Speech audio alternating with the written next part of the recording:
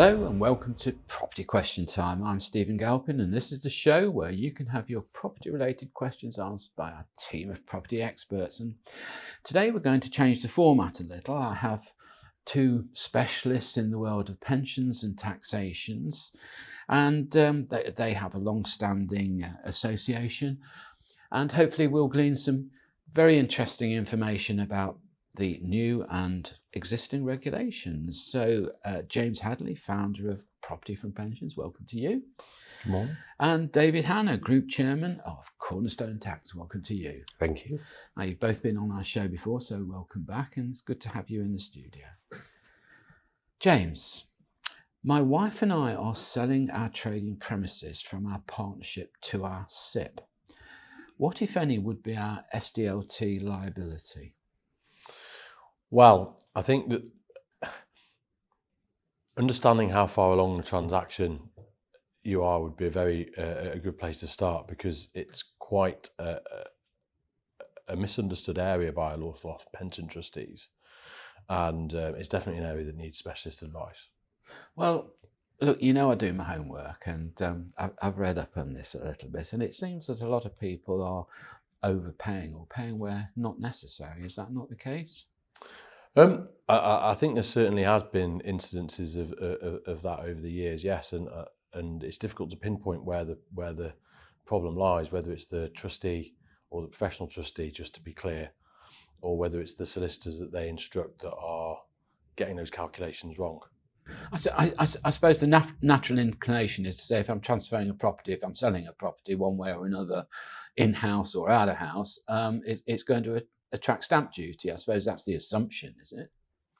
Well, I mean, I'm aware that there are dozens of different reliefs for stamp duty, land tax in the right circumstance, and wading your way through those is a job for an expert, and perhaps something I'm probably not as well qualified as the man sat next to me to answer. Well, I saw David looking keenly then. So David, come on, put your two penneth in. I mean, my two penneth is, if you're selling your property from your business partnership to your SIP, then stamp duty is just not due. There are special provisions dealing with partnerships which override what I describe as the general common sense or general rules for SDLT. The idea of the phrase tax and common sense being in the same sentence is frankly an oxymoron. I mean, the issue you have is,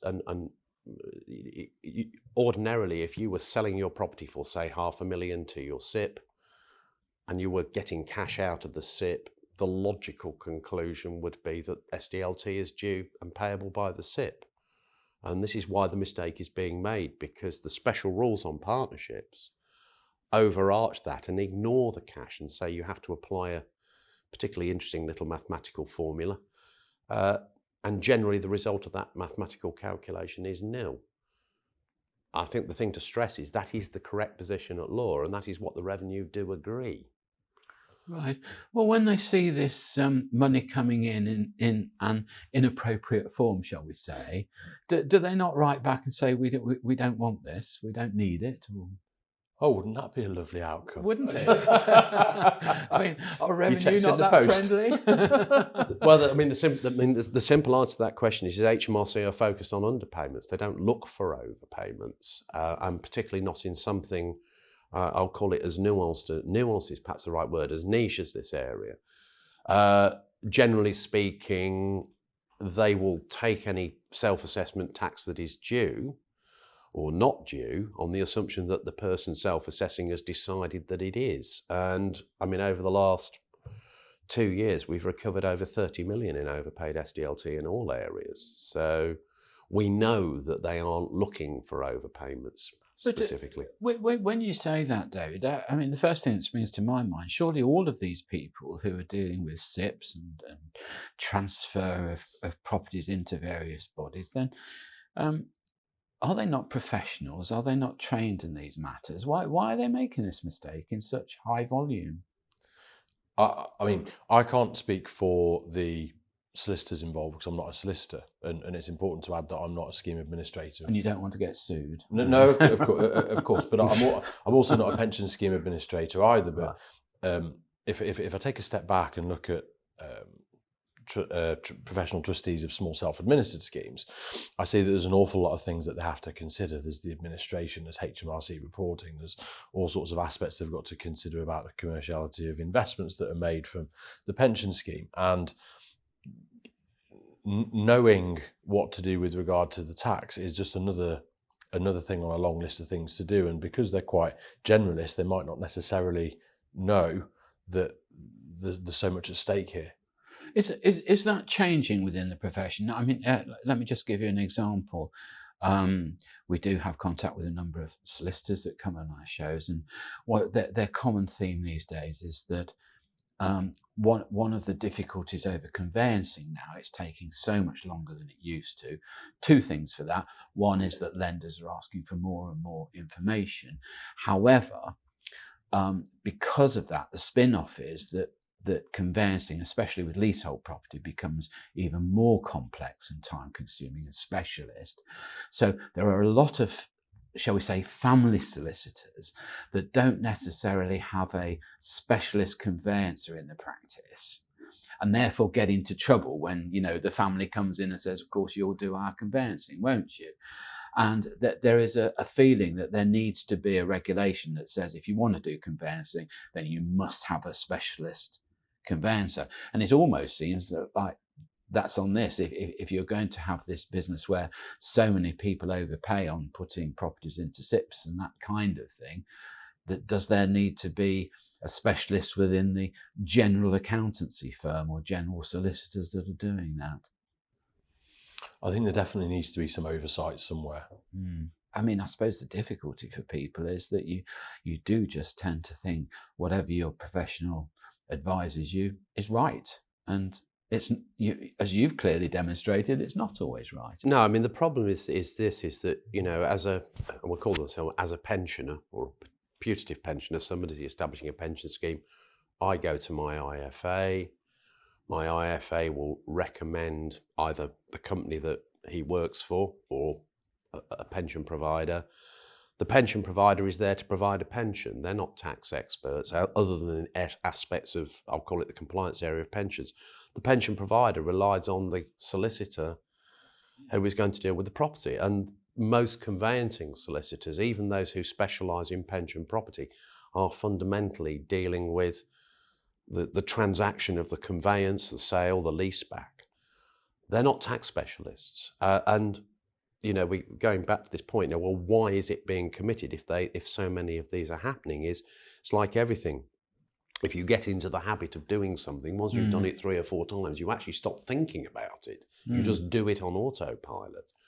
And what's happened is over the last 16 years, they've got so used to doing it this way that they just no longer questioned it until we raised the issue.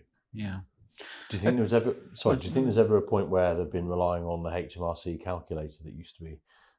I speak to so many conveyancers week in, week out and say, oh, we know we're okay on SDLT because we use HMRC's calculator. And then I take them to the 2018 article where HMRC say, actually, it's not a calculator, it's an estimator. You're supposed to do it properly. That's actually in the Times. So well, there's the lesson. Be careful of your words. Yeah. Okay. David, as almost a carry-on question, really, I believe in the past that we have wrongly paid stamp duty on transferred assets. Is there a time limit on how far one may go back to reclaim the overpayments we've made? Could I answer a question with a question? From who? Well, I'm relating this to the sort of overpayment of stamp duties. Yeah, I mean, generally speaking, you can go back 12 months. In certain limited exceptions, for example, like the pensions overpayment, you can go back 4 years. Certainly as against HMRC. Beyond that, you've got to look for somebody else to claim from. Right. But that's rather unfair, isn't it? Why? Well, I would, if you've been misadvised or you've made a genuine mistake, I mean, how far can revenue go back with your stuff? Is it 6 years or something, isn't it? Well, the revenue investigation powers generally are limited to 4 years unless there's what they describe as unreasonable behaviour, in which case it's 6, or criminal behaviour, in which case it's 20. I mean, in case of civil liability, i.e. claiming against somebody other than the revenue, then you've got 3 years from the date of first knowledge to go. So even if it happened 14 years ago, but you've only become aware today, then you've got 3 years from today to make that claim. I see. Okay, well, look, what we're going to do in the second half of the show, just to give you a chance to take your breath and get the brain whirring, we're going to talk about the depth of these problems in terms of how often it happens. Is it a common occurrence where people are overpaying, mistakenly advised, or by sheer accident? So we'll have a general conversation on that, and that'll be after the break. So thank you for watching so far. Join me after the break when we'll be discussing tax and pensions in more detail.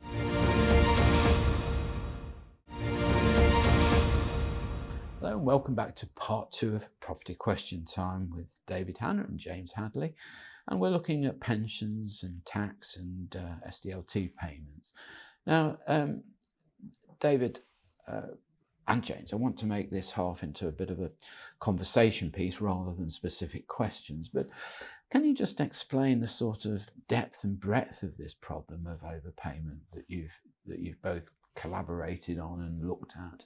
Well, when we first came across this issue in 2019, one of the first things we did was to go out and try and establish just how many of the specialist pension property lawyers, tax advisors and accountants who specialise in pensions, and indeed the pension providers, were aware of the correct calculation. Unfortunately, of the 37 firms that we put the question to, not a single one got it right, which was, to say the least, slightly terrifying. Some of the smaller IFAs that we were working with at the time were telling us that they had themselves, over the preceding decade and a half, done literally thousands of them. So one started to feel that there was possibly, quote, a huge problem here. We went on from doing that to talking to 1 or 2 pension trustees, and we came up with a figure of somewhere in circa 500 to 2,000 transactions a year for 16 years. So you've got 32,000 affected pension funds, possibly, conceivably, they might be affected more than once. And that started to get the feel of what I describe as a major issue. And so we tried to engage with the major players in the industry. Can I, sorry, just step in there? When you say we tried to engage with them, on what sort of basis did you present yourself to these people? Did you say we are interested parties, we have clients that we advise and want your guidance, or how did you broach that? Well, we simply went to them and said, look, in these particular circumstances, stamp duty is being paid and it shouldn't be. And we believe that you, as the pension provider, as the trustee, need to be aware of this because it's causing a loss of capital to the funds. Yes. And expecting that they may well, or they should, expecting that their response would have been, well, that's great. We now, we need to audit our book and identify those cases. Unfortunately, we were met with complete skepticism, even though we already had done repayment claims and clearances with HMRC to prove the position. Do you think that was because of the potential calamity it would cause within that trust to go back to its clients and its participants? Well, there's still a duty of care. You can't duck that one. And you'd think that if someone approached you and said, look, we found some discrepancies and perhaps it might be advisable to check your work, that you'd at least take someone up on that opportunity. Yes. Otherwise, but you hit a brick wall. Not personally, but I am aware that the view on this amongst providers, it does seem to be quite consistent. In what way? That they all seem to share the same view, Which is that there isn't a problem. right. And you firmly believe there is. Well, I mean, I suppose you've seen it. Deal with pensions, buying property every day. David? I think it's fair to say that I was quite shocked. As James says, pensions buy property every day. The classic idea of selling your business premises, be it shop, office, warehouse, factory, whatever, to your pension fund in order to get all the income tax and capital gains advantages that flow from it, has been part of I'll call it the waft and web of small family business, probably for the last 40 years. Knowing that currently there are over 353,000 registered active partnerships with HMRC this year, tells you that there is a considerable body of people trading through partnerships who are likely to have done this over the last 16 years. It may well be that the pensions community simply cannot engage with a problem at that scale. They don't want to engage with it. They don't want to believe that they've been doing it wrong. It's like anything. If you do something 30, 40 times, if you make the same mistake in your own mind, it must be correct because you keep making the same mistake. Kind of interesting ethos, isn't it, about life? But anyway, look, what I'm just not quite clear about, all this sort of SIPs and trusts and all that, it's all a bit alien to me, I'm afraid. So I'm not an expert. But what seems to be coming over is that I'm not understanding somebody in this position, the person taking out or creating the pension or doing this SIP transfer, who's advising them at the end of the day? Is it the conveyancing solicitor or is it their accountants? And is that advice coming unsolicited? Would the accountant or solicitor say, now, this is what you must do? Or would they wait for somebody to say, what can I do? Because there is a difference. Well, you've hit upon a really interesting point there in this regard, because if you look at the parties involved in that sort of transaction, you often got an independent financial advisor who's looking after the client's affairs, and they might be looking after the pension scheme from an investment advisory perspective and all of the life assurance, all that kind of thing. Then you've got the pension provider who is managing the assets of the pension scheme and producing the valuations, dealing with HMRC compliance. Sure. And then in these circumstances, it's them that's instructing the solicitor to do the conveyance and ultimately the property transaction. But there's a lacuna in all that no one's actually engaged for tax advice, typically. The FCA don't regulate tax advice, so that's the IFA out of the equation there. And in all fairness, the IFA would expect the pension provider to be picking that up. And then the pension provider presumably is also assuming that the solicitor is correctly calculating the stamp duty land tax because it's them that's submitting the return. And so everyone's looking the other way and it doesn't quite get picked up. That's my very simplistic view of what I think is happening and how it's happening. Not to say that it's right. David? I think I would agree. I think everybody's ultimately placing reliance on the conveyancing solicitor, assuming the conveyancing solicitor is doing their job. And because it's been done this way incorrectly for so long, nobody questioned it until we came along and raised the issue. I have to say we've done over 100 refunds from HMRC in this area, so we know that this is right. But there is still a reluctance to change behaviours. Yes. And when one tries to engage, and we have engaged directly with clients, the original contributors, and strangely had the pension companies say, well, to the clients, you're not entitled to take independent tax advice. We have to appoint the tax advisor. Yes, genuinely, you look shocked at that, James, but that's what I'm seeing. Yeah, and then they're speechless for once. Well, this is what I'm seeing from one pension trustee, that they're blocking our ability to get the money back from the solicitor because they claim the right to block the appointment of an advisor. It's interesting, isn't it? Because you see, I can just imagine the solicitor saying, I'm not instructed to give tax advice. I'm not instructed to give specialist advice. I've simply been appointed to convey the property. End of.